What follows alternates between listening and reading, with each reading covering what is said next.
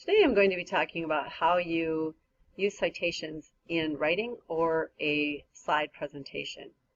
So I called it citation inspiration because if it isn't your idea, you have to give credit. So why should you include in-text or parenthetical citations? Well, you do that because you have to give credit to the creators of words, music, videos, and images. And if you don't, you could be plagiarizing, which is using a creator's work and saying it's yours, or you could be breaking copyright law, which is copying a creator's work without permission and or giving credit.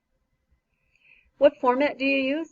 Well, it's called MLA, and that stands for Modern Language Association, which is a format used to cite sources. So, for example, it just basically tells you where to put capital letters and where to put punctuation marks in your in-text citations. So here are a couple examples. So if you would like to quote an author, what you do is you take the exact words and you put them in quotation marks, and notice there's no period at the end. And then you have a parentheses, and this is actually the title of the article that information or that quote came from. You have to put quotes around the title of the article as well. And then an end parentheses and a period. Now if I had the author, I would put that here, but I don't. So I put the title of the article.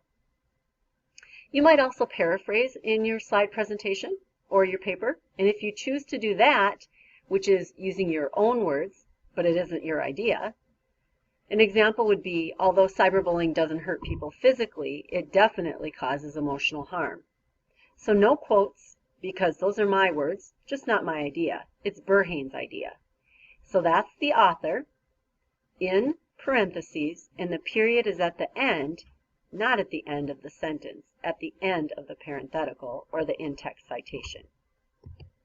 So in summary, when you're actually writing or you have a slide presentation, that's when you do your in-text citation, and another name for that is a parenthetical. And here's an example.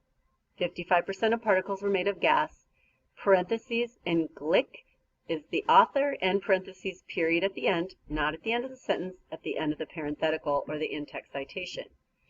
And then at the end of the writing, you have to have all of your sources that you've used, all of your websites, all of your images, and you put those on a works cited page. And that's a list of sources. So here's a sample works cited page. So Burhane was the author, and that was actually an article from a website that we used. And here's another article from a website, but there was no author, so I have to start with the first available, either the author or the title. And this was actually just another book that we used for this project.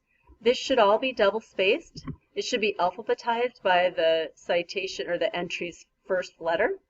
And then all of the second lines, and third if there is, will be indented while the first one is left justified. So the works cited is where you include all of the sources you've used, either in your slide presentation or your writing.